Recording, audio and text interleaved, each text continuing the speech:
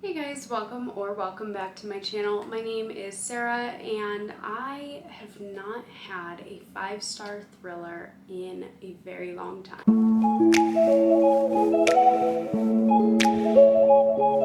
So depending on how things go, this might end up being a series of videos that I do, but I am going to try and find a new favorite thriller author as well as some new 5-star thrillers.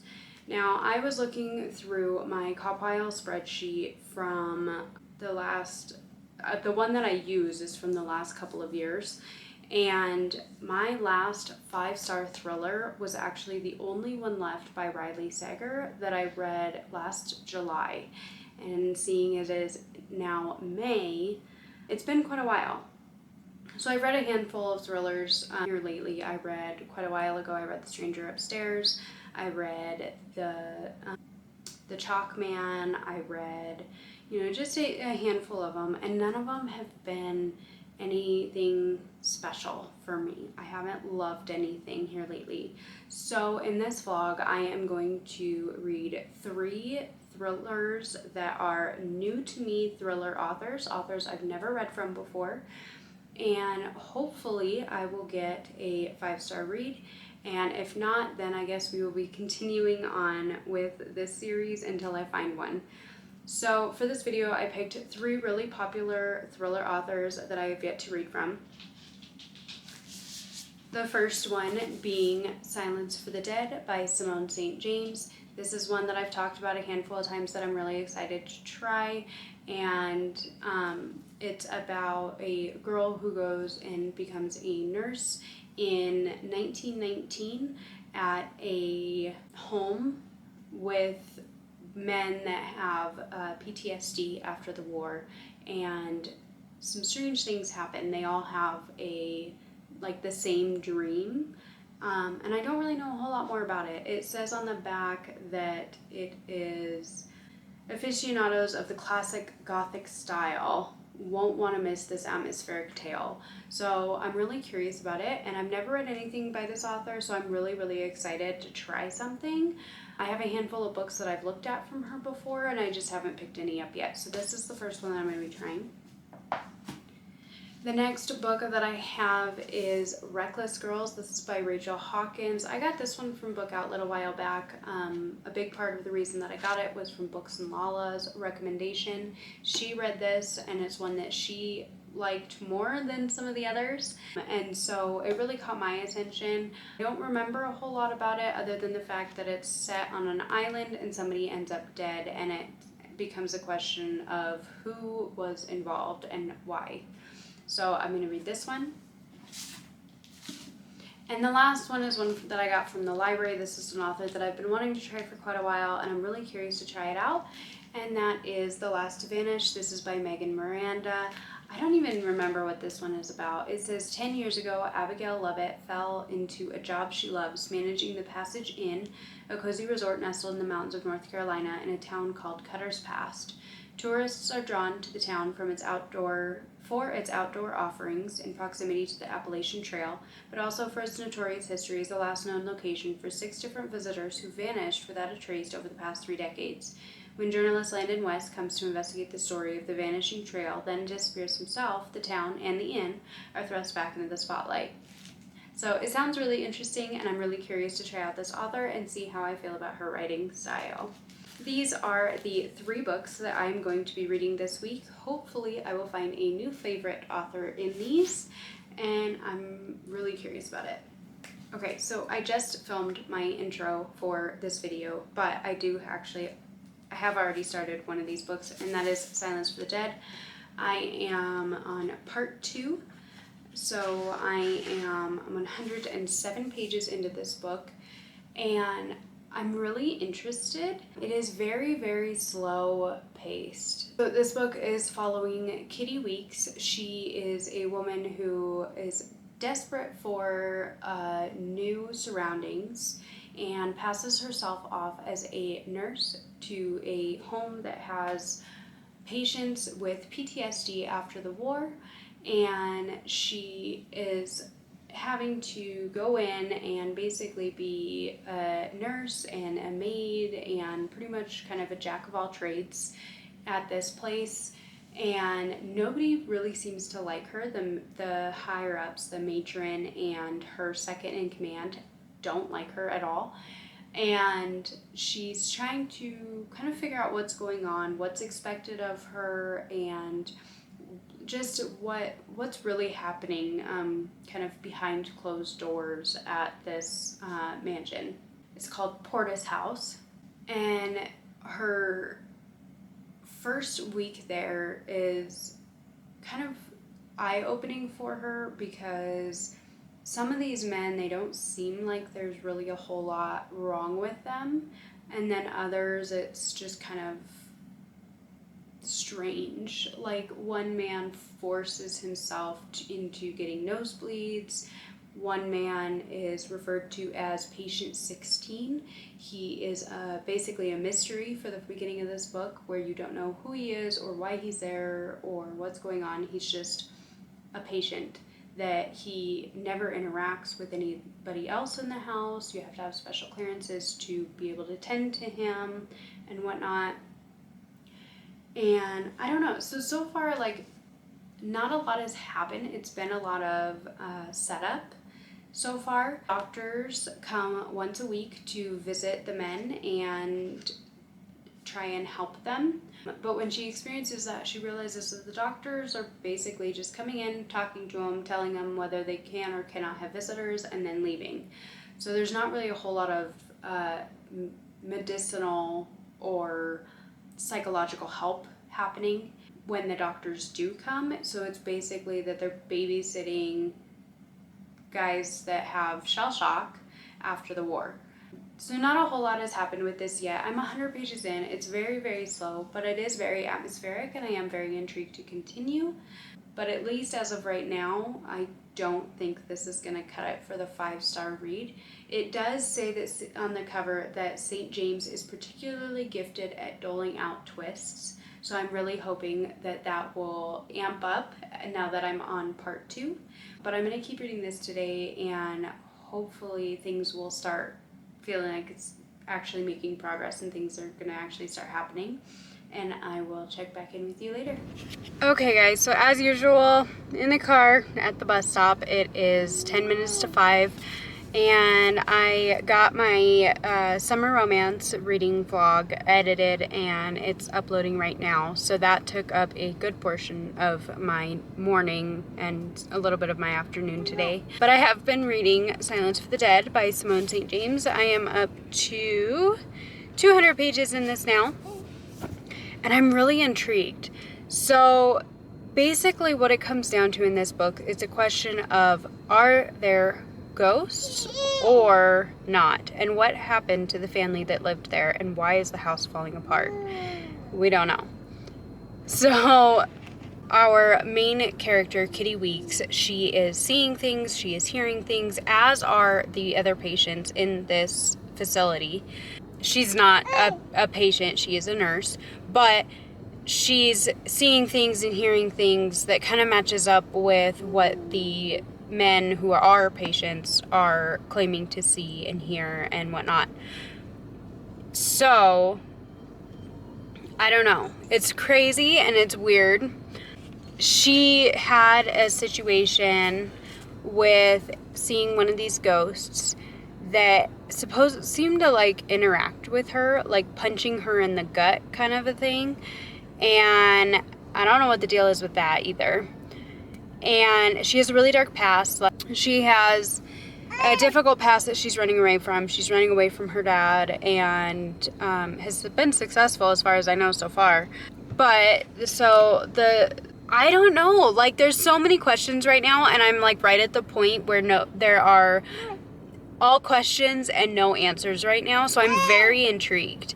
I'm very intrigued. I really love this writing style. It is pitched as being a gothic, a very gothic style novel, and it is. It's very gothic. It's very descriptive. You have the big old house that the West Wing is collapsing, and it's very descriptive. It's very eerie. It's it's really interesting. I really like the way that it's written so far. But we haven't gotten any big plot twists yet, so I am still, I'm really curious to see how that's going to go, because that's going to be a big part of what my final rating is going to be with this book, is what those twists are, what surprises there are, what things come to light at the end of this book. So I am going to keep reading it tonight. Most likely it won't be until after everybody goes to bed, but I am very intrigued and I am really enjoying my time with it. Like I said, I love the way that it's written, and it has that very gothic descriptive style, and I really like that. One of my favorite Ruth Ware books is The Death of Mrs. Westaway, because of that gothic style vibe that it has, and this has that as well. So I'm really enjoying my time with it, and I'm really curious to see what these twists are going to hold. But for right now, those are all my thoughts, because I don't want to give any spoilers as per usual. And so I will check back in with you when I have more to say, and probably most likely a final rating for you. Hey guys, it's been a while since I got my camera out. Today is now Monday, the 20th of May. It has been over a week since I updated you. But in that time, I did finish Silence for the Dead by Simone St. James. I gave this one 4 stars. It was good, but it was very, very slow. And it didn't have the twist that I was hoping for. It says on the cover, the New York Times book review, it says St. James is particularly gifted at doling out twists. So I was really hoping for some really, really great plot twists in this, but I didn't get it. It was pretty straightforward to me. It was a good book, and it definitely had the gothic vibes, just kind of the creepy, eerie atmosphere with this big house that half of it's falling apart. And it was really good, and it was incredible writing, and I loved it. But it just wasn't what I was looking for. It didn't have the plot twists. It didn't have the surprises in it that I was really hoping for. So I ended up giving this one 4 stars. I do want to pick up more from Simone St. James, but this just wasn't there for me. It wasn't quite there for me. And now I have been debating on whether I wanted to pick up Reckless Girls or The Last to Vanish. And I think because I have an audiobook for it from the library as well, so I can listen to it in the car, I think I'm going to try and start Reckless Girls today by Rachel Hawkins. I don't really know much about this one, except that they all go to an island off the coast of Hawaii, I believe, and somebody ends up dead. So I started listening to the audiobook of this last week on my way to town. I didn't really get very far into it. It was just basically that you're introduced to the main character, who is kind of stuck in a rut. She lives with her boyfriend in Hawaii. She moved there for him, and they were supposed to fix up a boat and travel around the world, but then the boat had things happen with it, and so now they're just kind of stuck there until they get the money to fix it and move on with their lives. But he is also coming to the point where she's not really sure if he is going to do it, because he acts like he's like setting down roots.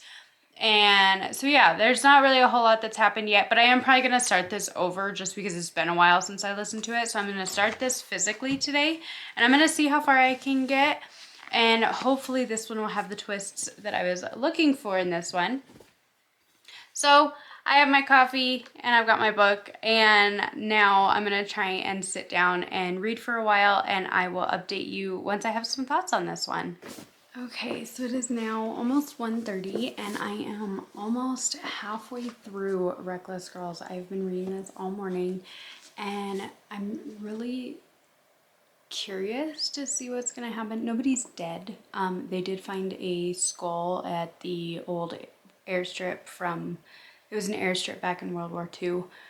They're at the island, and the only thing that's happened so far is just that, like, she's getting, like, jealous of some of the instances with this other girl. She and Emma had a run-in with a shark when they were in the water, and she was just like, well, really, I don't have to outswim the shark, I just have to outswim her.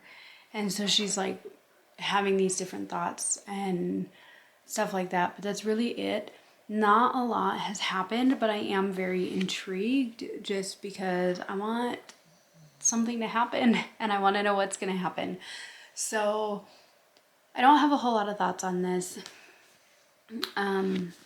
She keeps talking about how Nico was raised in a wealthy family, and so she kind of wonders about how much she really knows him, especially not knowing like that side of him. And then they've met up with an Australian couple that are also on the island as well to visit and check things out. So now there are 6 of them instead of just 4 of them. 4 girls, 2 guys. I don't know if that's gonna end up mattering or not. Yeah, so not a ton has happened, but I'm hoping that since I'm halfway through, or almost halfway through, because I'm up to 135 pages, I'm hoping that here soon something is going to happen and the tension's gonna start to build even more. So I will check back in with you when I have more thoughts. Okay, so it is now 4:07 and I am 240 pages into Reckless Girls, and it took 240 pages to get to the dead body.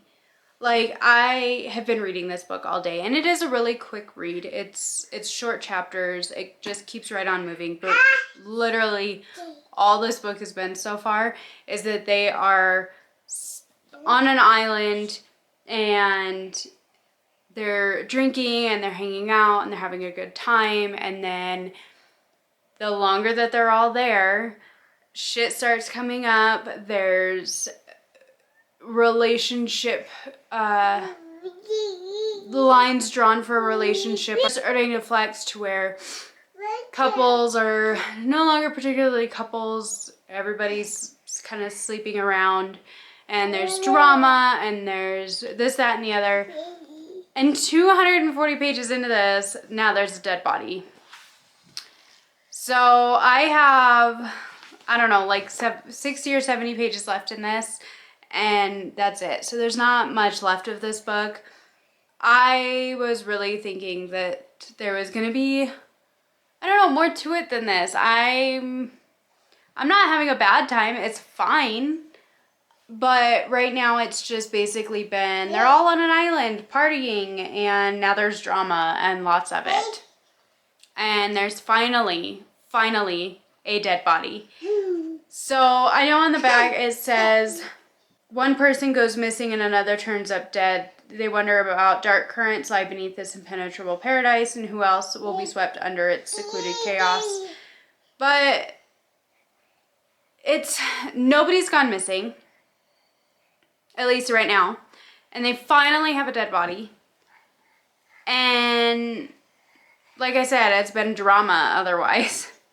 So I don't know. I'm going to finish this, but I can tell you right now, I know that it won't be a 5-star read, unfortunately. I was really hoping that this one would end up turning out being a really good one. I thought it was like perfect summery vibes, and it was just, I really hoped it was going to be a really good quick thriller, and it is a quick thriller by all means. Like I said, I've read 240 pages. I started it this morning. It's a quick read, but it's just not, it's not giving me the 5-star feels at all. Like, unless if some crazy shit happens, I still don't think it's going to be a 5 stars. Maybe a 4 at most. And that's if things really go haywire in these last 60 pages. But right now, I can tell you right now, it's not a 5-star read. So unless if Megan Miranda dishes out a great 5-star, then we're just going to have to continue this series until I do find a 5-star. So right now I'm super bummed. Like I said, I'm going to finish this one. I'm going to have to go down to the bus here before too long, here in about 30 minutes or so. But I'm going to see how far I get. I'm probably going to finish this one today. So that's, you know, an upside. I read it and I'm reading it in a single day. But it's just, I don't know. I'm just not getting those 5-star feels from it. I'm not surprised by anything. I'm starting to get really annoyed with Lux, the main character. I'm starting to get really annoyed with her. And even with the other characters, like, all their drama is just getting really old. So thankfully there's not a lot left, but yeah, it's just not there. So I will check back in with you probably when I finish this. Good morning, guys. So it is now Wednesday. I did not do any reading yesterday, but the last time I updated you on Monday, I was reading Reckless Girls, and I was saying I was like 240 pages in, and I finally gotten a dead body. Well, I finished this on Monday. I've read the entire book from front to back, and I didn't like it. I gave it 3 stars. It was okay, the writing style was fine, but the plot of this, I just couldn't get behind. It was 90% just drama on the island for me, and things come up with past and relationships and whatnot. And then the action all happens in like the last, I don't know, 70 pages, 60 or 70 pages. That's where everything happens and comes to light. And I didn't like it. It was just not, it wasn't a thriller to me. It was a drama that just happened to have people that wound up dead and hurt and whatnot. And I just didn't care for it. So I gave this one 3 stars, and I'm so bummed. But today is Wednesday, and I am going to be starting The Last to Vanish by Megan Miranda. I don't really remember a whole lot of what this one is about, but somebody or multiple people disappeared, and then X amount of time later, somebody else goes and disappears. So I am going to be reading this one today. It's pretty big font, so I think I'm going to get through it fairly quickly. And I will update you, and I have to charge my battery, but I will update you once I've started this. It's about 8 o'clock right now, so I have all day that I could just hang out and read, and hopefully read another one in one sitting. So we'll just see how it goes. Okay, so I have another bus stop update for you. It is 4:45 right now, and I have spent the day reading The Last to Vanish by Megan Miranda. I am up to 200 pages in this book, so I'm like three quarters of the way through it. I have a little over 100 pages left. So far, I am really intrigued. So this book is about Abby, who is the manager of an inn in Cutter's Pass, and she's the manager at an inn in a small town that happens to be the location of 6 people disappearing over the course of 25 years. There's the 4 frat guys, 1 girl who came back to the town and then disappeared after, and then another guy who was a reporter looking into the disappearances, and they've all disappeared. And a guy shows up at the inn one night, and his name is Trey, and he is actually the missing reporter's older, or I don't know if he's older or younger, but he's his brother. And he's trying to look into what happened to his brother and finally try and figure out what happened to his brother. It was like 5 months before, 4 months, 5 months before. Either way, trying to figure out what happened to his brother. And it's causing a bunch of things to come up in Abby's mind about what actually happened. She's been here for a decade and still feels like an outsider in this town, that everybody's still kind of guarded. If you grow up there, it's kind of one of those, you're a native kind of a thing. And so she still feels like an outsider even though she's been there for a decade. And so she ends up kind of helping Trey out with staying at the inn and trying to help him figure out what happened in a way, and making sure that he doesn't do anything to hurt himself in the process. And so at this point, like, I'm super intrigued. Some things are starting to pop up that's kind of weird. People are starting to act kind of strangely. There's starting to be connections, and I'm really, really intrigued. I don't know where this is going to go. Like, sometimes when you're reading the thrillers, you have an idea of what's going to happen. You're like, oh no, this person did this. But right now, I'm just kind of along for the ride and just enjoying it. It's a small town thriller, like everybody knows everybody, but it's also a tourist destination. So there's a lot of people that are just like in and out, coming and going, that are only there for like a week at a time to go hiking or whatever. So So I'm really intrigued and I'm really interested. I'm hoping I'm going to finish this book tonight. Like I said, I only have a little over 100 pages left and I'm really enjoying it. I like her writing style a lot. It doesn't feel like it's super convoluted with a lot of extra things that don't necessarily need to be there. I feel like everything is very intentional, which I really like that, because I know that sometimes with these thrillers they can get kind of long just because they get wordy. There's a few side characters that I feel like are going to pop up later, like Jack, that I feel like they're going to come into play in like a bigger aspect to this, even though like he hasn't really been a big character so far, because it always seems like there's some connection with somebody that it mentions a few times, but it doesn't really actually have a whole lot about them in the book. So I'm kind of hoping that doesn't happen. I'd rather it end up being like a connection with her aunt Celeste, for instance, or something like that. I'd rather it be something like that, where it's like a character that's not maybe a main character, but that you still actually like remember who they actually are in this town.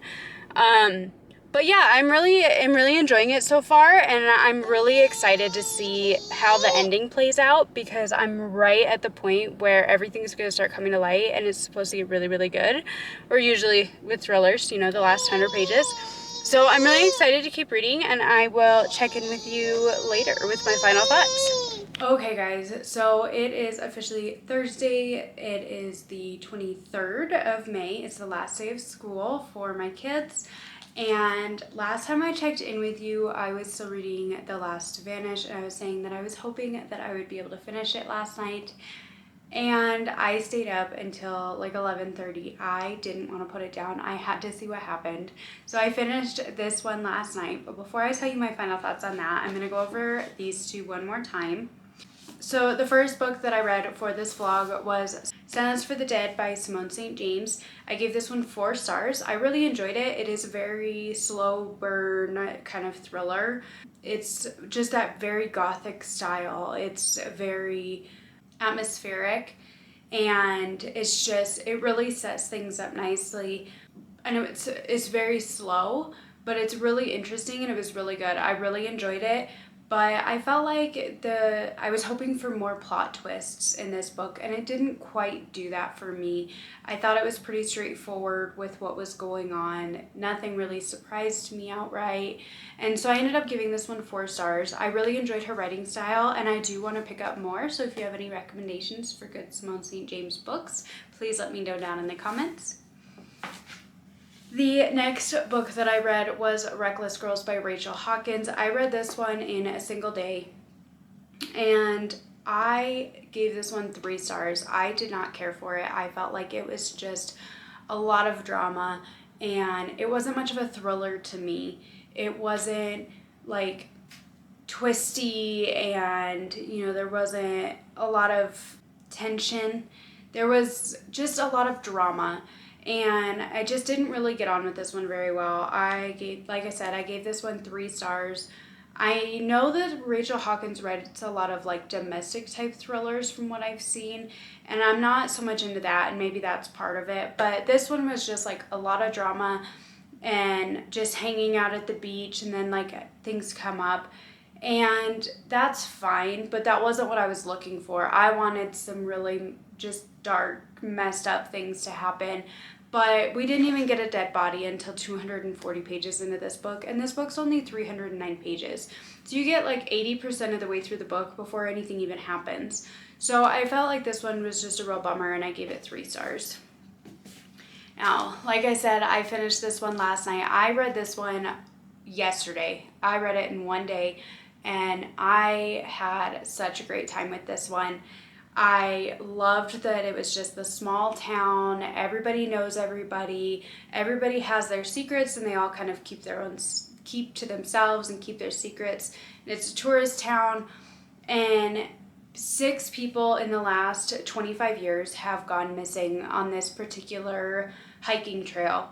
And so there's the Fraternity 4, and then 15 years after that, a girl went missing who was out with her friends. She supposedly came back into town and then disappeared after that. And then there was a wildlife photographer who went missing, and then, I guess there's 7 people that went missing. And then after that, there was the journalist. So there was 7 people that went missing on this trailhead, and there are secrets and there are deceptions, and I really enjoyed this one. I gave this one 4.5 stars, so we didn't quite get a 5-star this time around, but this was my first Megan Miranda. I loved her writing style. I just felt like there was some really great twists, because I love when you're reading a thriller and you can maybe predict one of or two of the twists, but there's so many more that like you don't even think about, because that was how The Only One Left by Riley Sager, that's how that one was, and I absolutely loved it because you could kind of guess, you know, one or two of the plot twists, but then there's like a whole slew of them at the end, and it made it so much fun. This one, I really enjoyed the plot twists at the end. However, when it came to, what is it, part 5, like that last chapter, yeah, when it came to this last little bit, September 3rd, 2022, it fell off the rails for me. I felt like it just wrapped things up into a nice little bow too much, and it just really, it bummed me out because I loved the twists, and I just really wanted her to just pack one last punch into that last little chapter, but that didn't happen. So it just kind of wrapped everything up, and everybody, you know, moves on or whatever. And I loved this book so much, and I thought it was so atmospheric, and it was so interesting, and it was so good. But that last little bit is what did it for me, that it kept it from being a 5 stars, because it just didn't pack that final punch that I wanted. And so I am kind of bummed that I didn't get a 5-star out of these 3, but I had a really good time reading these, and I'm excited to get back into some more thrillers. Hopefully this will be the first in a series of trying to find some 5-star reads, because I would like to get this edited and posted, because it's probably already going to be long. But I am going to try and do this as a series, so that way I can continue to keep reading thrillers and some new thriller authors until I do find a 5-star read. But I do want to find some more Simone St. James books to try out, because I did really enjoy her writing style, and I do really want to find some more Megan Mirandas. There's one that I've had my eye on, and I'm trying to remember which one it was. All the Missing Girls, I think is what it's called. I think that might be the one that I'm looking for. I'll put a picture up here. That it sounds really interesting, so I really want to check that one out, but this is the one that my library had on hand, so I wanted to try it. And then Rachel Hawkins, if she has like thrillers with really great plot twists that aren't so much domestic thrillers, please let me know, because I would be interested in trying another one of her books, but I just don't really get into the domestic thrillers so much. So these are the 3 books that I read. I had a 3-star, a 4-star, and a 4.5. Like I said, I had a really great time jumping back into the thrillers, and I think I'm getting more particular about what I'm looking for in a thriller, and that's why it's getting to be a little bit harder to find a 5-star, but I still had a great time, and I'm really excited to try out more. So if you like this video, please like, subscribe, and comment down below. If you have any recommendations for me for thrillers or thriller authors that you think that I would like, please leave that in the comments, and I will catch you in the next one. Bye.